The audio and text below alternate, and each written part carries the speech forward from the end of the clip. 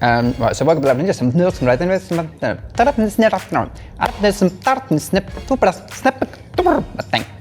welcome back to another episode of Cars and Crypto with me, Sam, and guess who's here? Simon.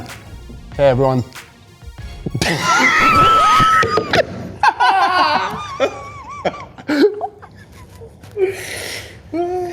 Oh, this is going to be a long afternoon. It's only Monday.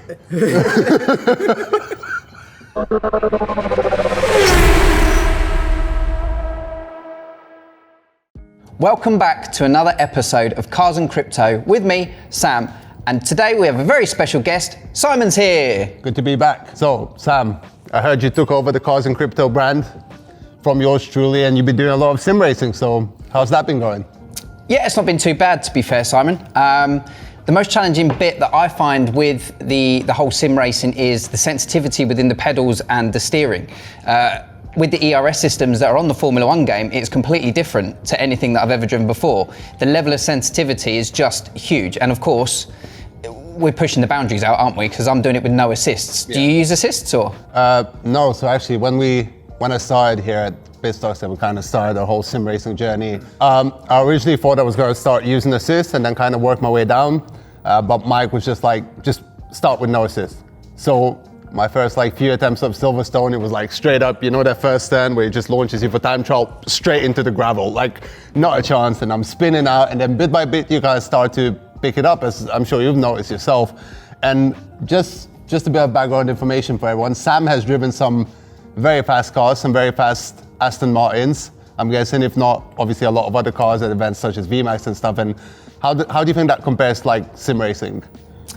So the one thing that I really notice differently is G-forces. Yeah. You know, in terms of the sensitivity, it's very different, but the whole feel of braking pressure, you know, when the seatbelt straps you on, and obviously, unfortunately for me, I wasn't part of the team at BitStocks at the time when you went to the Vasaro trip. So not feeling that tension and that inertia kick in with the seatbelts whilst under heavy braking would make a big difference. I'm yet to have a go on Michael's rig. I really want to have a go on that, because that whole sideways and swing motion, so you get all the pendulums around the corner, I think would make a big difference. But in terms of realistic feel, I would say that it's pretty good actually. It's pretty accurate, especially when you're sitting in a rig like that. Yeah, because Michael's simulator actually has what's called, I believe, a Motion Plus system.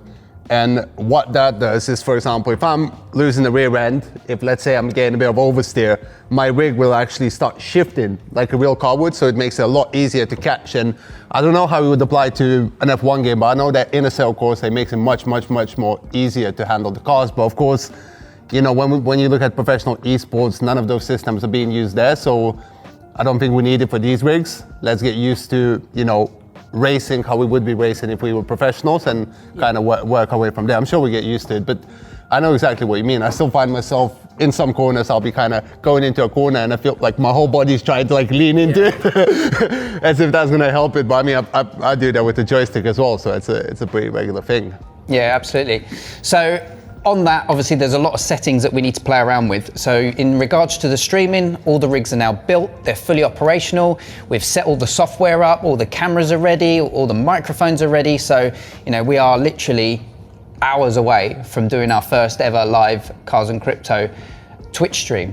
Yeah, it's exciting. And I mean, I feel like you're ignoring the elephant in the studio that you've now built. I'm really looking forward to seeing the live streams themselves, because obviously it's going to put you under a bit of different pressure, different kind of environment, whereas like here we've just been racing in the office, kind of within our staff and kind of people coming in and out. So this is going to be a different game now that a bunch of people are watching you, and you can't just reset your lap and think that, you know, pretend that nothing's happened. Yeah, exactly. That whole inability to think before you speak in regards to editing videos and all that, it's just stripped bare. You know, that opportunity to interact on that peer-to-peer basis that we talked about is It'll be like Bitcoin. It's kind of like if you mess up, it's there. set in stone.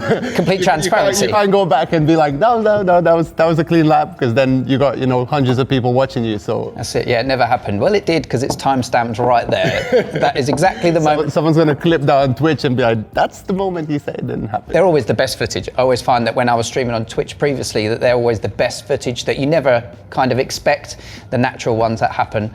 Yeah, I don't think our viewers actually know that you have been streaming on Twitch previously, right? Yeah, I did. Yeah, I did it for about 2 years under a completely different alias. I didn't have my face on camera. You can't blame me.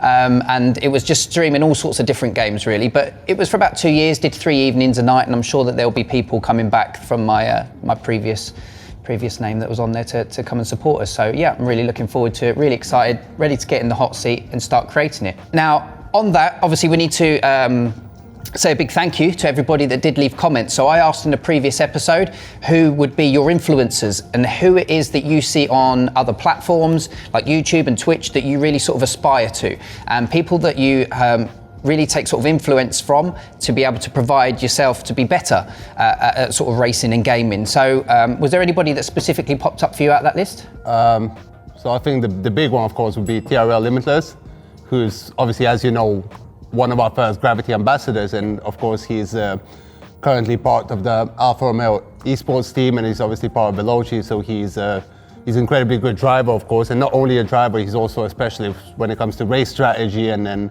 the space as a whole. So I think he's a great example, of course, and he has a lot of videos where he actually talks people through his best laps, and he kind of does these hot laps, which I think it's exactly what we did with Michael for the Coin Geek Challenge that we actually did back in February, I believe, is that we studied TRL's Silverstone lap, and we kind of reverse engineered the whole thing to get Michael to a really, really good pace, or so we thought that it was a good pace, on Silverstone, until the big boys showed up and just wiped the floor with our lap time. So just for that record, I've already beaten that time, just saying. Yeah, I think Michael's gonna want revenge. So there will be blood. There will be blood.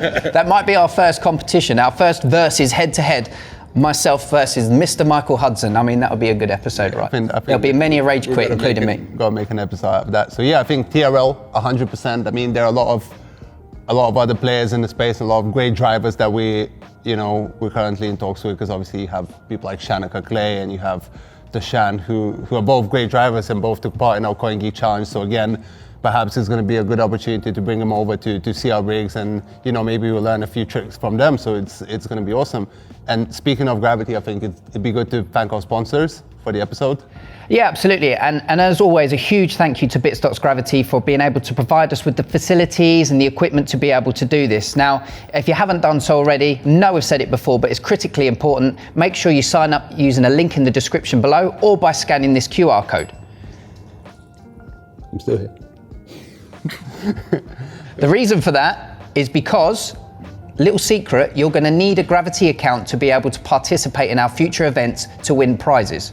So put the 2 and 2 together. Prizes, Gravity, Bitcoin, just saying. Yeah, we'll see what we can come up with, but I'm sure we can get something exciting together and get other people involved, and not just us, and sort of improving ourselves and improving our lap times. Absolutely, and it could go global. Everybody can participate. Yeah, that's the good thing. If you have a Gravity account, you can just jump on and I don't want to reveal everything just now. Keep some stuff up that sleeve of yours, yeah? We gotta think one at a time. Yeah, I mean, that's a very good point in regards to TRL. I personally have been going on to a lot of his videos because I really like his hot laps and his setups. That has really helped me personally.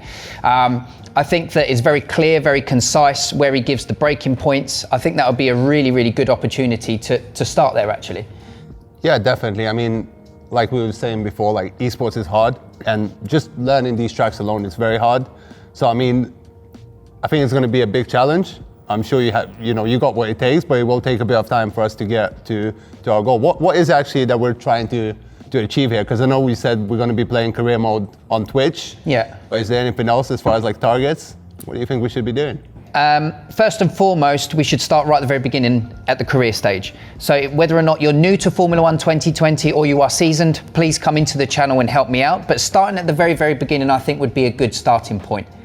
Moving forward from there, I think what would be a really good ability is to set a real target and a real goal. Being within 1 second, 2 seconds of people such as TRL's limitless personal best, or even, dare I say it, in the top 100, because even that itself is a huge challenge. I can tell that from a couple of the practice laps that we've been doing with the guys and girls in the office, and I've set what I thought was a lightning fast time, and it goes, congratulations, you are 42,365th in the world, and you're like, great, all the effort. I mean, what do you think? What would be a good target? Yeah, I think top 100 is a good one. Let's aim for top 50, and if we get within top 100, I think it's a good result. So when I've hit that limit, where do we go from there?